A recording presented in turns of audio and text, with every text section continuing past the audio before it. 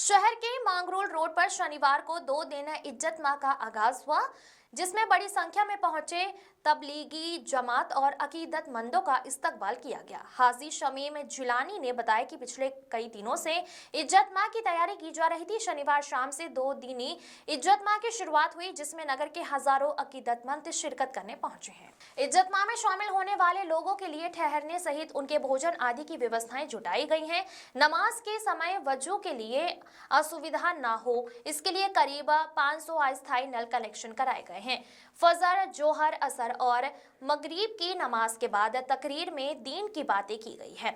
युवाओं और बुजुर्गों के समाज में इस्तेमाल से सही किरदार पेश करने की अपील की गई है। इसी दीनी आयोजन का उद्देश्य मुसलमानों को दीन की राह पर चलते हुए अल्लाह की इबादत, दीन दुखियों की मदद करने की सीख देना है।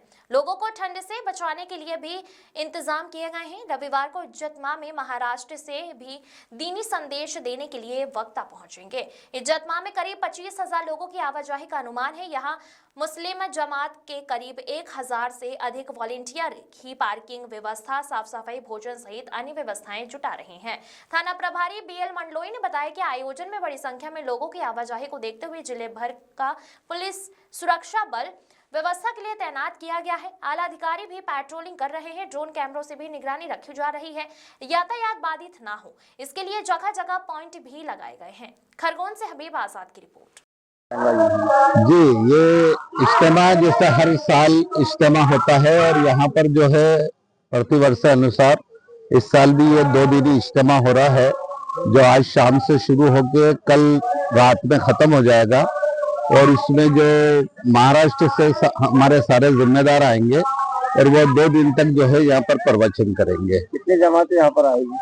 यहाँ पर बाहर से काम करने वाली, यानी ये पूरे शहर खरगोन का इज्तिमा है। सिर्फ इसमें एक भगियापुर हल्का है और भगियापुर सेंटर वाले ही सिर्फ यहाँ आएंगे और बाकी पूरे शहर खरगोन यहाँ पे जमा होगा।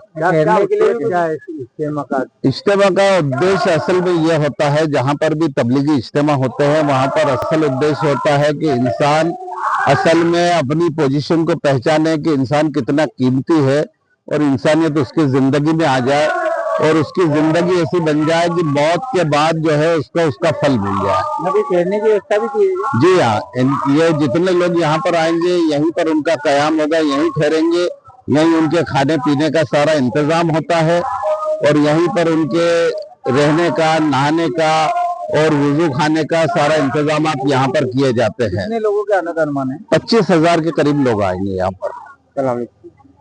नाम पर जी, शमीम जिलानी, खरगोन।